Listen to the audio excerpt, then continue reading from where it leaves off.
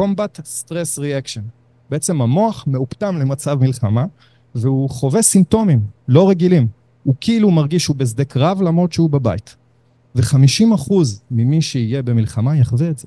עכשיו, הוא יחווה את זה לחודש עד 3 חודשים. זה בערך כאילו התקופה שבמחקר, ואין הרבה מחקר על CSR, אבל זה מה שמחקר רואים, שאחרי חודש עד 3 חודשים, הגוף מבסס את עצמו חזרה, המוח חוזר למצב שגרה, ובעצם אנשים מתחילים להרגיש נורמליים יותר. אחרי חודש עד 3 חודשים.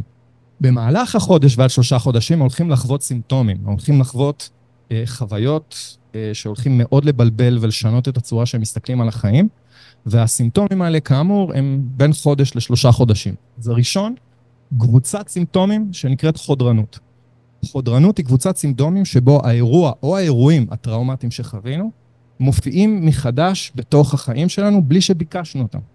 הצורה פשוטה לחשוב או לדמיין את זה, סיוטים. סיוטים זה האירוע חוזר בלי שביקשתי שהוא יופיע, נכון? כאילו אין לי בכלל שליטה על זה, הוא פשוט מופיע. האירוע חודר. זה יכול לקרות ביום, זה יכול לקרות בללכת ברחוב, ופתאום יש צפירה שמחזירה אותי לאיזה מקום, או יש ריח פתאום שמזכיר לי משהו, ובעצם האירוע מופיע מחדש בתוך החיים שלי. 2, הימנעות, שזה קצת הצד השני של חודרנות, במובן של אנחנו נמנעים משהאירוע יופיע מחדש בחיים שלנו. אנחנו עושים הכל בצורה אקטיבית, כדי שמה שיזכיר לנו את האירוע, לא יזכיר לנו את האירוע. אז זה יכול להיות שאני לא יוצא יותר לאירועים חברתיים, כי יש רעש ויש אנשים, וישאלו אותי שאלות, ועזבו אותי, אין לי כוח להיכנס. זה בכלל נמנע. לא מרים טלפון, לא הולך לפגוש. ההימנעויות יכולות לבוא בהרבה מאוד צורות ודרכים. והיא סימפטום מאוד קשוח. כאילו, הימנעות זה בעצם ההימנעות מלחיות. אנחנו נמנעים מלהזכיר כל דבר שיכול לחזור לחיים שלנו, ויש לזה השפעה עמוקה, כאילו, על איך שאנחנו תופסים את המציאות. 3, עוררות יתר, אולי הסימפטום המפורסם, אם אפשר לקרוא לזה ככה, כשאתם רואים פוסט-טראומטיים בוועדות בכנסת צועקים, הם בעוררות יתר. ומה זה עוררות יתר? זה בעצם התגובה של הגוף שלי לקראת הסכנה שהרגע הופיע. אז אם ניקח את הדוגמה של הפוסט-טראומטי בוועדה בכנסת, הוא צורח את הנשמה שלו, כי האנשים שנמצאים מולו מתעלמים ממנו ומקשים עליו לחיות, ולכן הגוף שלו מגיב כאילו זו סכנה. תחשבו על זה שבן אדם חוזר מעזה, פוגש את הילדים שלו פעם ראשונה, או פעם שנייה, פעם שלישית, הילדים שלו מציקים לו קצת. והתגובה היא לא פרופורציונלית לסיטואציה, כי מוח שלו נמצא בעוררות יתר, הוא מגיב בצורה מוגברת לקראת הסכנה הגדולה שהמוח שלו כביכול מדמיין שיהיה. אז זו עוררות יתר. תדמיינו את זה כאילו שבן אדם נמצא בכוננות. הוא בבית בכלל, הוא יושן, אבל בראש שלו הוא מוכן לתקלה או למלחמה שעומדת לקרות, ולכן הוא לא ישן טוב. כי הוא מחכה כל הזמן, הוא כאילו יושן עם נעליים בתפיסה. אוקיי? עוררות יתר. סימפטום הרביעי, או קבוצת הסימפטומים הרביעית, זה שינוי שלילי בתפיסות העצמיות. בעצם מפתחים אשמה ובושה נורא חזקים. תחשבו נגיד בן אדם שנפצע בצורה, אני אקרא לזה מצחיקה במלחמה. שמענו סיפור לא מזמן שבן אדם נפל עליו מזרון, שחיילים אחרים זרקו מאיזה חלון, פצעו חייל.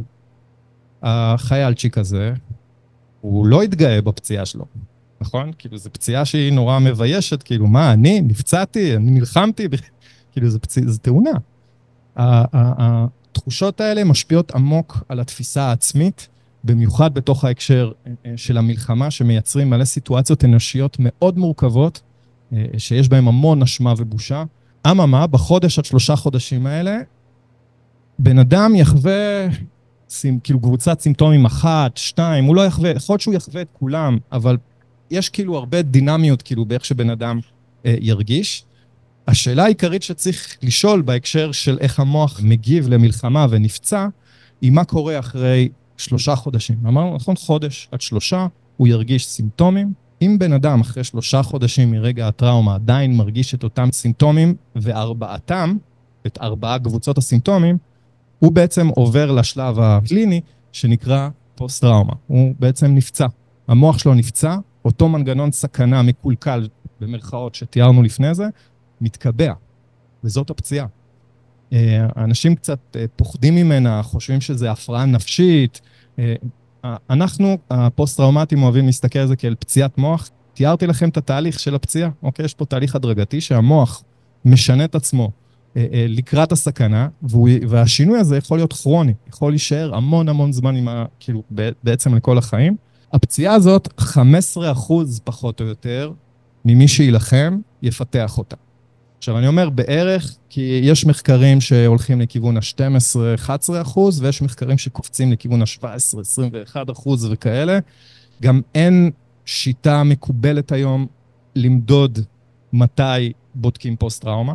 לדוגמה, אם אנחנו עושים את אותו מחקר יומיים אחרי הקרב, אם עושים את אותו מחקר חודש אחרי הקרב, או 20 שנה אחרי הקרב, התוצאות יהיו שונות. אין היום סטנדרטיזציה של החלק הזה, לכן התוצאות הן שונות, אבל מקובל לדבר על זה ש-15% יפתחו את אותה פציעה כרונית. מה שחשוב להבין מה-15%, ש-85% ירגישו טוב, יחזרו להרגיש טוב. שבעיניי זה מספר חשוב יותר מה-15%. צריך לזכור ש-85% יחלימו מה-Combat Stress Reaction. במובן של תיאום ציפיות עם עצמנו ועם העובדים שלנו, זה חשוב לזכור בעיניי מאוד את המשפט הזה, ש-85% יחלימו. לוקח חודש עד 3 ואתה תרגיש טוב. כנראה סביר להניח. בסוף מה שנשמח שתזכרו זה ה-85% מחלימים, ושזו פציעת מוח.